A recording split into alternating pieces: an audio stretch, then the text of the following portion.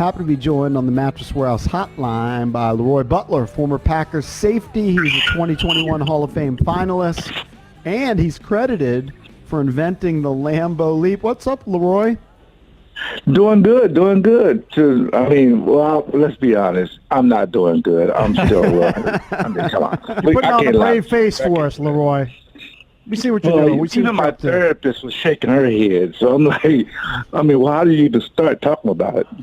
Well, what do you think? Look, the overall numbers for Rodgers were really good, but you got first and goal from the 8. They're down 8, correct? It was 31-23. He missed Lazard wide open across, right at the goal line. He threw it to Adams. What about that third down play? It looked like he had some room to run, but he chose to throw it incomplete, and then they kicked the field goal instead. What are you thinking watching that series? Well, I always try to put myself in that position. Say, for instance, had he did run it, he could have maybe slide at the 2 and then get in if a guy came towards him. Fine. That makes the fourth down decision a lot easier. And then now there's no debate whether you should go for it or not. Right. But now the analytics part come into it. And I'm an old school guy. I don't really like numbers unless it works in my favor. So he said to himself, well, we could tie it, but now we got to get a stop. We could try and tie it. Okay, if we don't get it, then we got to get a stop. So he said, I'll tell you what, this offense isn't looking real good. As you just pointed out, missed a guy, probably should have ran. Let's kick a field goal. Now we're asking the defense to get a stop, and we can win it. I like that approach a little bit better because the defense, to be honest with you, whether you want them to get a stop to go 92 yards or 50, they weren't looking real good either. So it's almost like, okay, let's recalibrate. We got 4 timeouts. Even, Tampa, the young man, Mickens, he helped you. He slid with 2:02 on the clock. Right. Mm-hmm. So there's a timeout. The defense just could not get the ball back to the offense. And, those are kind of things you play with when you ask, the numbers guy on your team, what's the best decision? Because you're going to get picked apart either way.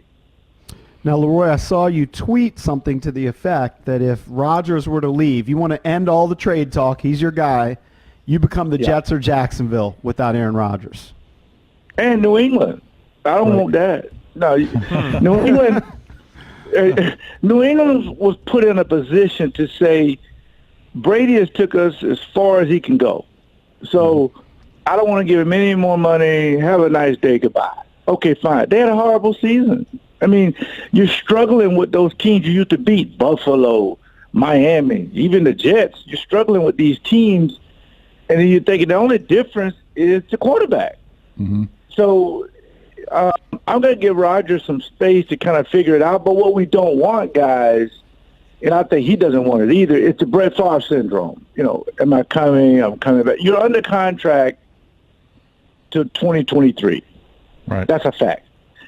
Just say that, and we're all disappointed. We've all been emotional. We probably said some things during the game. We hope our pastor aren't listening.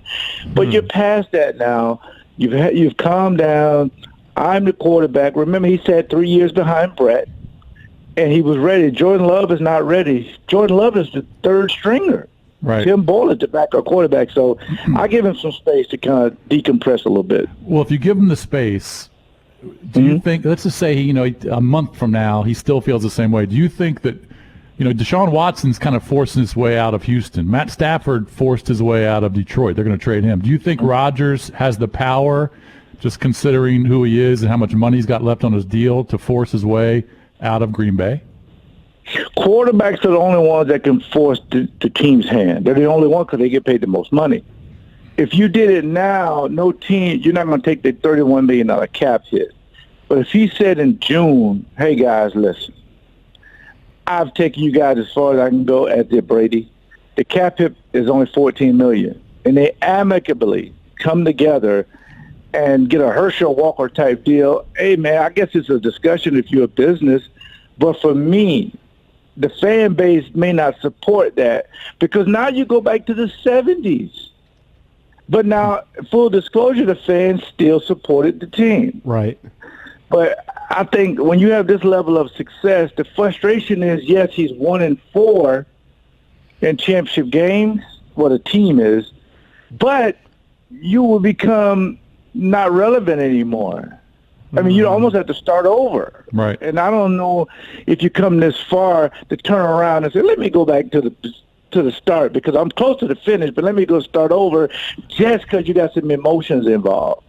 This is a great business decision that Rodgers has to make. And don't be like those guys if I'm Aaron. I don't want to be like Sean Watson. And I appreciate the Packers drafting me years ago, 24th. So I'm going to show some loyalty to them, and they got to show some loyalty to him. But real quick, the fan base, a part of them may say, well, you didn't show loyalty to Aaron because you drafted a quarterback instead of a receiver.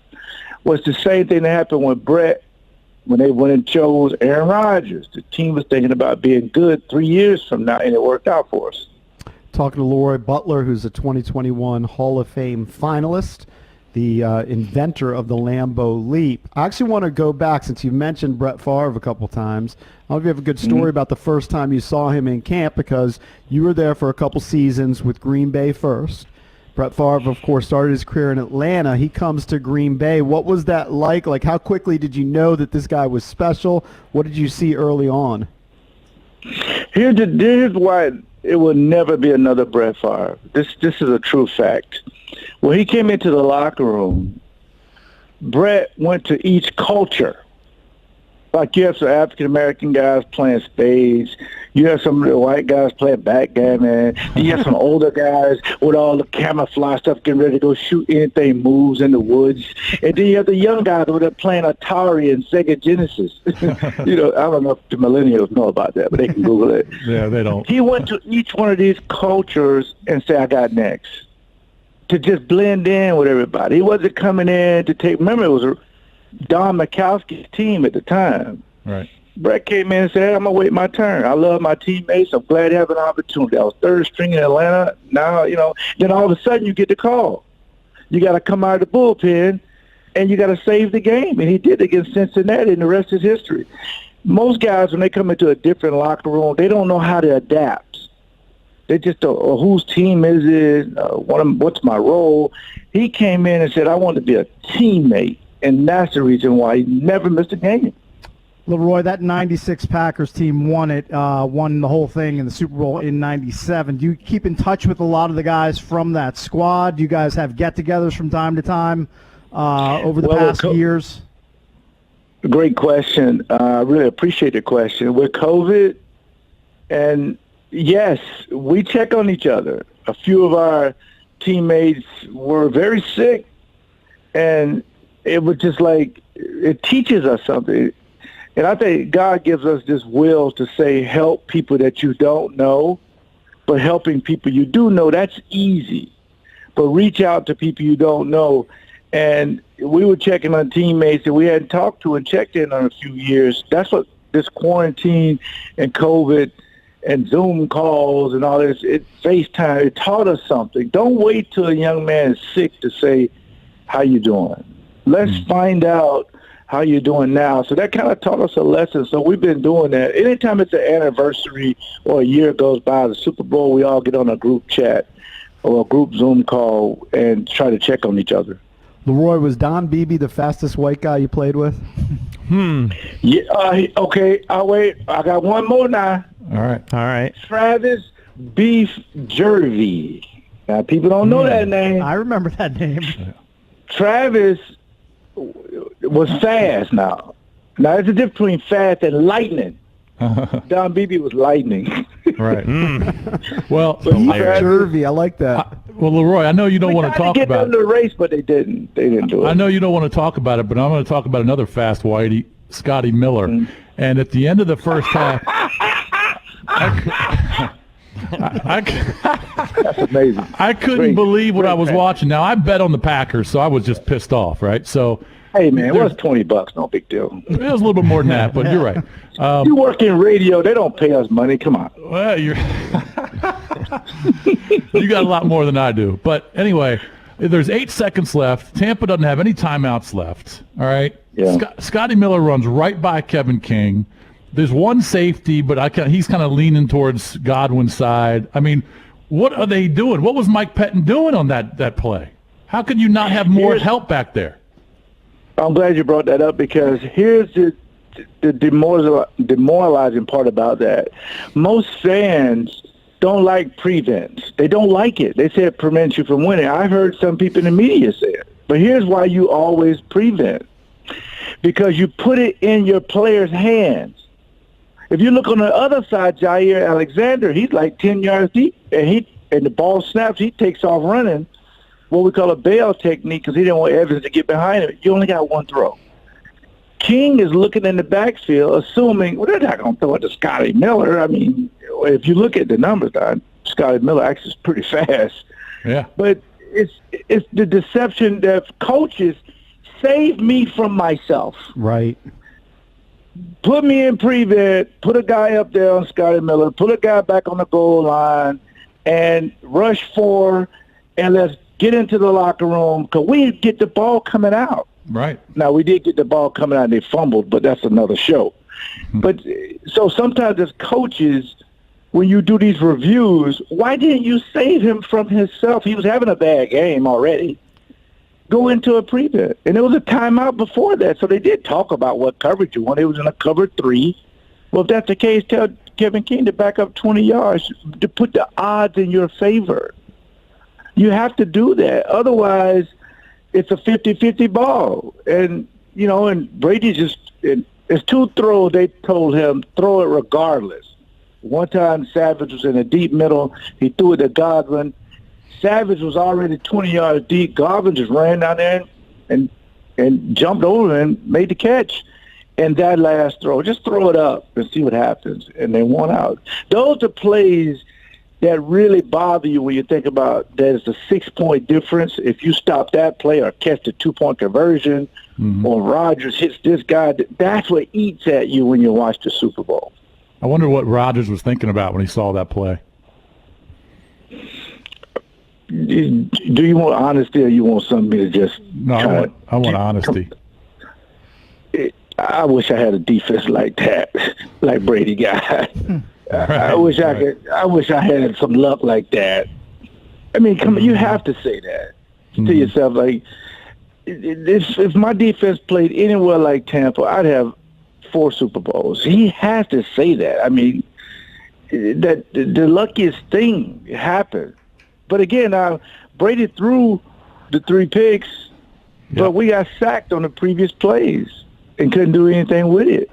And you say you can say he's lucky or whatever, but I mean, if you go to 10 Super Bowls, you got to be doing something right. He's doing something more than right. luck. No, it's more than luck. Absolutely. Who was the toughest quarterback you faced? You faced some greats. Who did you hate matching up against? Eggman or Young? The smartest guy, to me, and I think I'm correct, is Steve Young. He's the smartest guy to ever play the position, to me. Not physically, no, the smartest guy. Like, he knows the defense, rotation, which most quarterbacks do, but he understands it, to me, a lot better than any quarterback. But the raw talent is best arm is Randall Cunningham at a slingshot. Right. You're right. I've never seen a guy throw it like that. I was amazed. But to put it all together, obviously, the best quarterback Joe Montana, man. You come on. In every barbershop, he's the GOAT. Right. Especially in the 90s. The guy, I don't ever remember him throwing a pick, especially in big games. You were mostly nice. Did you face Peyton? No. If I did, I don't remember. Because I'm way older than him. Right. I think you probably only overlapped for a couple seasons. Maybe a year or 2 early on. Yeah. All right, I LeRoy, would have man. picked him or sacked him if I'd have played. No big deal. You would have got him. Well, you had a lot of picks. I'll tell him that when both of us get in the Hall of Fame. There you go. Wanted to wish you best of luck. You're a Hall of Fame finalist. You're in, bro. You're in. LeRoy, man, it's been a pleasure. Hopefully we'll talk to you again soon. Thank you, buddy. Anytime. Thank you so much. Y'all have a good day.